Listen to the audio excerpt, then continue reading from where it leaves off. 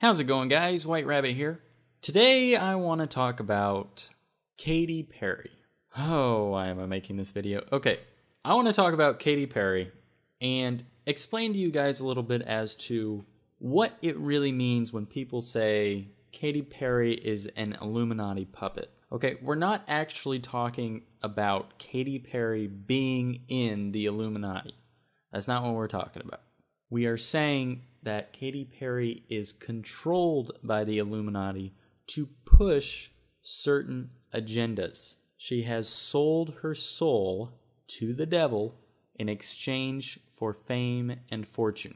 Literally. I released a gospel record when I was 15 because I grew up in, a household where all I ever did was listen to gospel music, and my parents are both traveling ministers, and so I kind of sang about, what was going on in my life at 15, and that's how I got introduced to the music industry. I swear I wanted to be like the Amy Grant of music, but it didn't work out, and so I sold my soul to the devil. And the way I want to explain this to you guys is basically just through common sense and with some very basic information. So I'm going to go through some of her top hits and explain to you guys that that's all you need to look at to realize that she's part of the game. And it's obvious in every song that she puts out. So let's get into it. Now, I was sitting in bed the other night and my wife turned to me and told me that it was hot. She wanted me to turn the air down. And immediately, one of Katy Perry's songs popped into my head.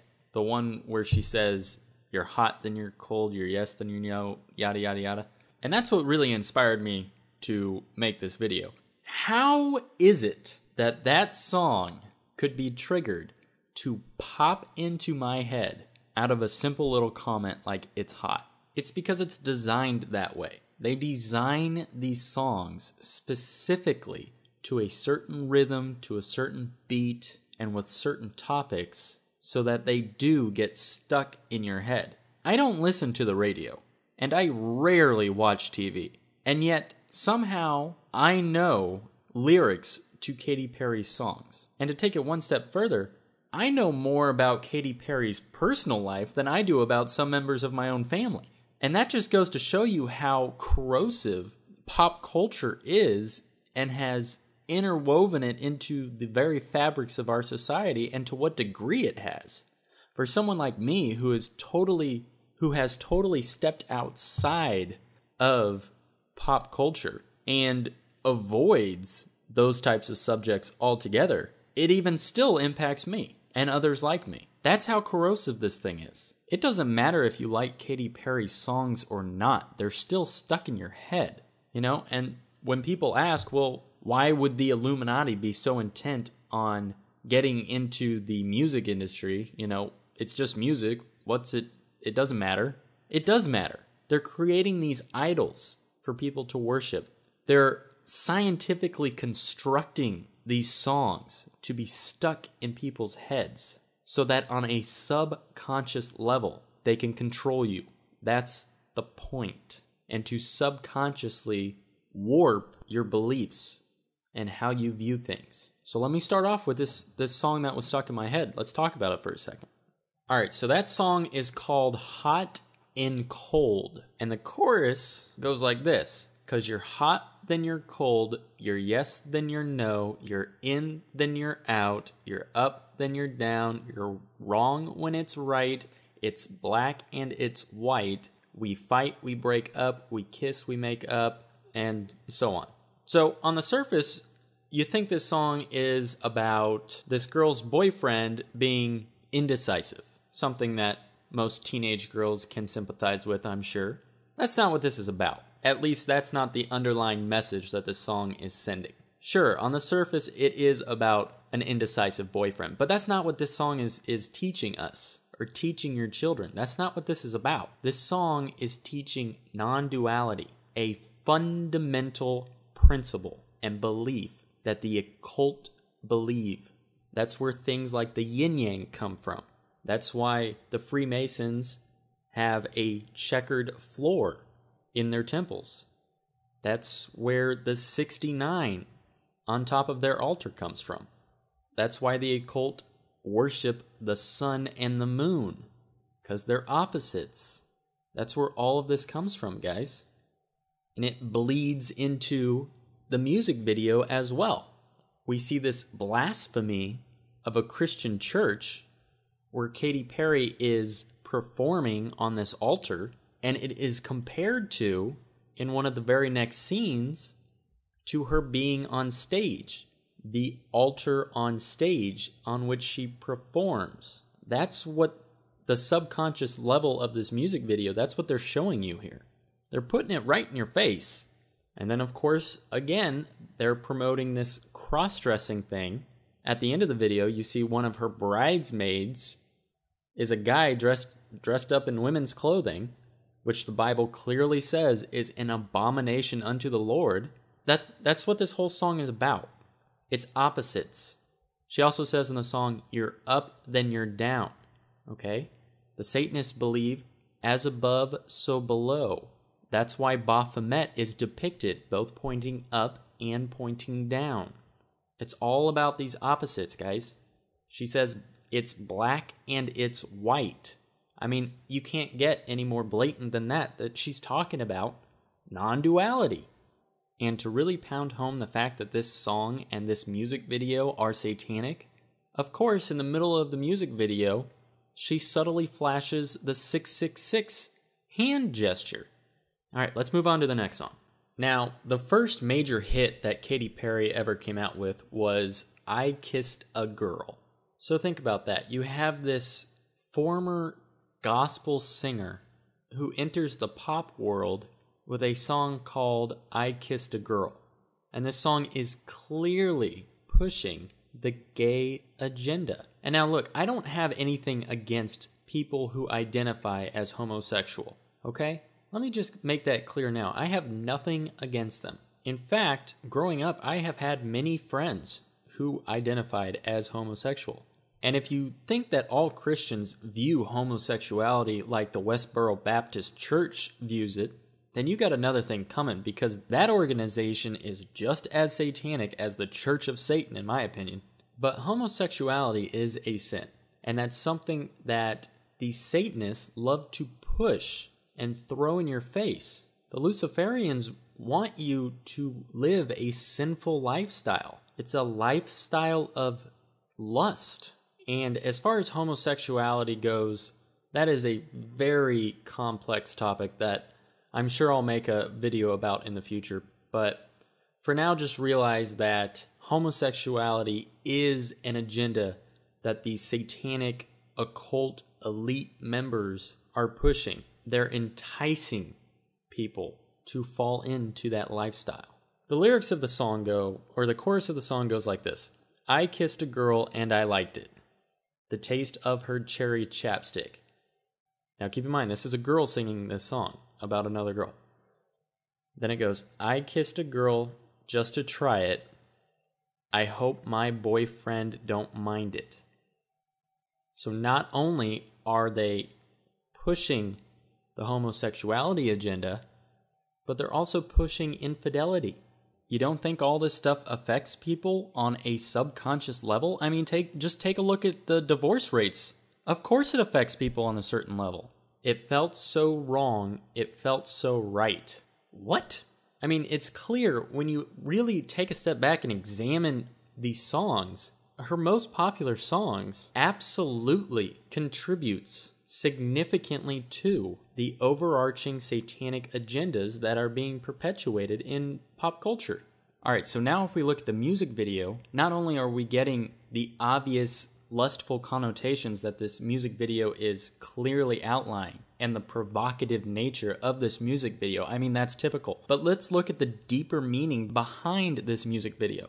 Keep in mind, this is Katy Perry's first big major hit, okay? This thing is laced with connotations of MK Ultra mind control and Illuminati puppetry. I mean, it's laced with it. And I'll let you guys do your own research on MK Ultra and that sort of thing, but just keep in mind that there are 3 things that you look for, particularly in music videos and photo shoots, that clearly illustrate that somebody is under the influence or is manipulated by the Illuminati or are MK Ultra victims. And those three things are butterflies / bows, and particularly with women, kitty cats or cats of some kind. This video, again, her first major hit, what a coincidence, is laced with these things.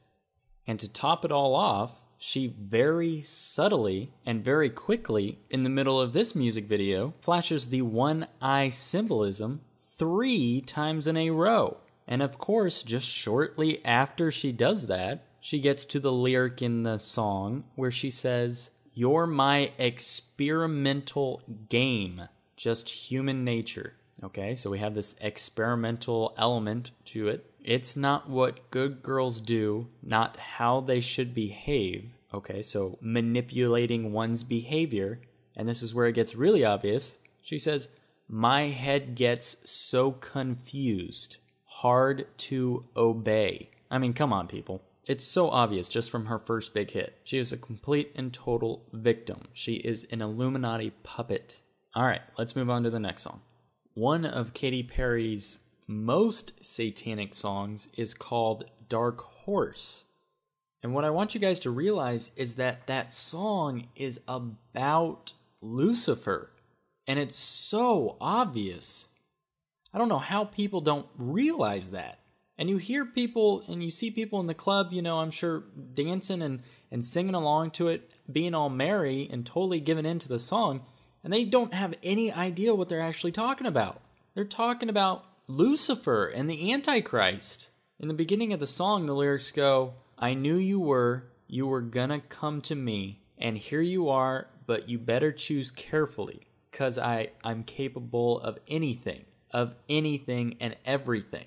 Make me your Aphrodite, make me your one and only, but don't make me your enemy, your enemy, your enemy." Guys, this is talking about Satan. And what happens is when Katy Perry is on stage performing this song, and you have the entire crowd before her holding up these rock gestures that are really the Baphomet horns and are singing along willingly, saying these words and invoking spirits. That's what's going on. They're inviting Lucifer into their lives. They're conjuring up demons. I'm not making this stuff up. This is what is really happening. That's why the Bible says that we are in a spiritual war. This isn't a battle of the flesh. This is a spiritual one. The song goes on to say, "So you want to play with magic? Boy, you should know what you're falling for. Baby, do you dare to do this? 'Cause I'm coming at you like a dark horse." A dark horse. The 4 horsemen? Antichrist? Come on. Are you ready for a perfect storm? 'Cause once you're mine, there's no going back. And I guess it just happens to be another coincidence that when you play that part of the song backwards, it says New World, and it's clear as day. So we have this song that is talking about Lucifer, it's talking about the Antichrist. It is specifically built and designed for people to sing along with and to conjure up demons and invite demons into their lives. I mean, come on. Wake up, people. Stop getting brainwashed by this stuff. Stop falling for Lucifer's tricks. All right, now, as far as the music video is concerned, the music video has so much symbology in it, and there's already a lot of great videos out on it, so I'm not really going to touch on the music video in this video, but I want to rattle through a few more of Katy Perry's songs just to really push this whole point home, that the Illuminati are real, they believe in and work alongside Satan, and they have certain actors and musical artists like Katy Perry working for them who are puppets to them that they manipulate and get to prance around on stage and in front of the television camera to indoctrinate your children. So this is going to be a speed round. I'm going to go through a few more of her songs. Here we go. In her song E.T., she is talking about fallen angels and demons. If you guys aren't aware of this, you need to do research. You need to figure out that aliens are not actually extraterrestrial beings from another planet. They're fallen angels, and in some instances, they're demons. That's very complicated, but You guys need to do some research on that if you haven't already.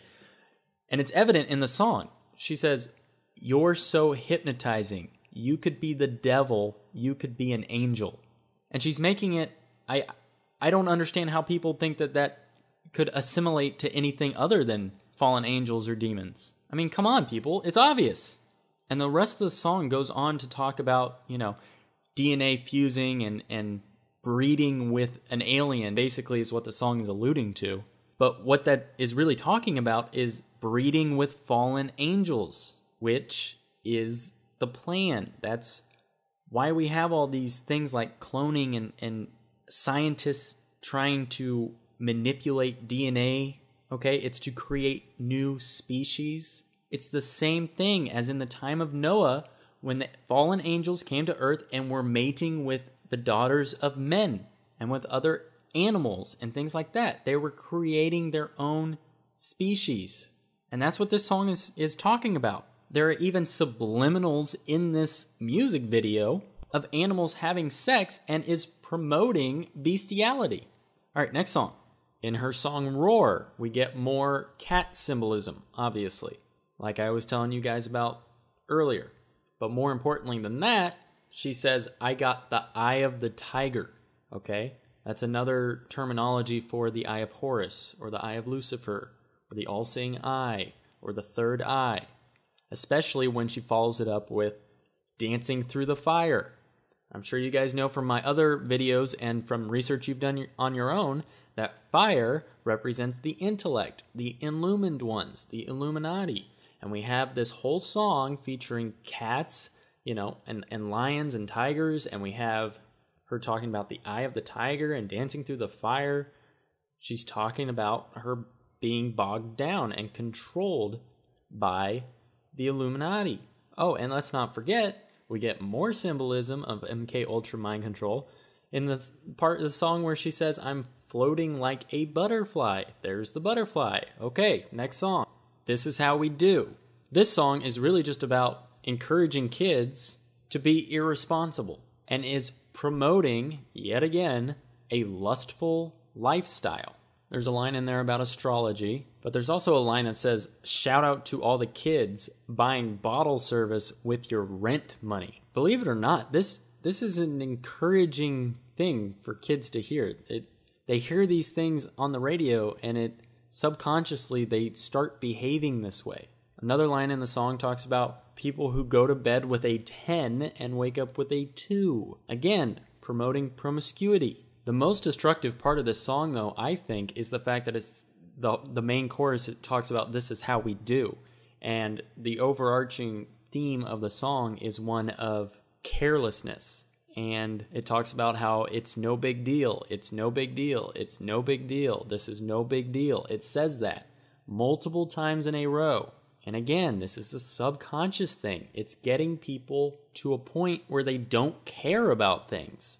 This music video looks like a bad acid trip to start off with, but there's two things I want to point out. One, her hair is in the shape of 2 cubes. That's Saturn symbolism. And 2, one of the shirts that one of the backup dancers is wearing in this scene has 3 eyes on it. A smiley face with 3 sixes that make up a smiley face in the 3 eyes. That's 666, the mark of the beast. Third eye symbolism, the eye of Horus, the third eye. Next song. All right, now I'm going to go ahead and close this video out with her song Wide Awake. Now the title alone should raise bells for you guys. Wide Awake, okay? It is simultaneously referring to the Illuminati, who are the illumined ones, who are the ones who are enlightened, the ones who are awake to what is going on around them. And it's also a jab at the people who are asleep, the average sheeple. Do you get it? Now, the lyrics in this song also have a lot of symbolism to them, but what I want to really focus on is the music video, because the music video is ridiculous. All right, so the music video starts out where she is dressed like a witch. She is standing in front of a doorway with 2 columns on either side and a lantern in the middle. The lantern, which represents the light. So what this is representing is the Masonic sun between the 2 pillars. We can also see a caterpillar on top, which brings us back to the butterflies. She goes into a maze, the Saturn maze. She eats the forbidden fruit. There is a suffocation where the walls are coming in around her. There is an illumination and a resurrection, which emits from her chest as a ball of light. Her former child self, representing her innocence, appears. They walk into this room with a checkered floor, down a hallway, almost as an Alice in Wonderland metaphor. Her dress explodes into a bunch of butterflies, again the butterflies. Then she is in a wheelchair in what appears to be a psych ward, going back to the MK Ultra mind control, mind manipulation, and we see these two Baphomet type characters, these horned beasts, standing there with their arms crossed, indicating they're her handler or something. Once she exits the maze, we see this, again, a kitten that is shaped out of some bushes, it looks like. But even more interesting is the fact that they have the spiral in for the eyeballs, again reinforcing the hypnosis that happens with the MK Ultra mind control. All throughout this music video, you see the butterflies in her hair. The kid has a butterfly on her ring. That's symbolic of it usually happening at a very young age when these kids are recruited into an MK Ultra program. It's usually kids who are. And of course, we have the unfinished pyramid off in the background. So there you go, guys. I would keep going, but I honestly can't force myself to watch another Katy Perry music video. I'm sorry, I just can't do it. Hopefully you guys got the gist of what I was trying to say with the examples that I showed. So thank you guys so much for watching. Thank you for everyone who has been sharing my videos. I appreciate that so much. If you haven't already, please like and subscribe. Thanks, and God bless.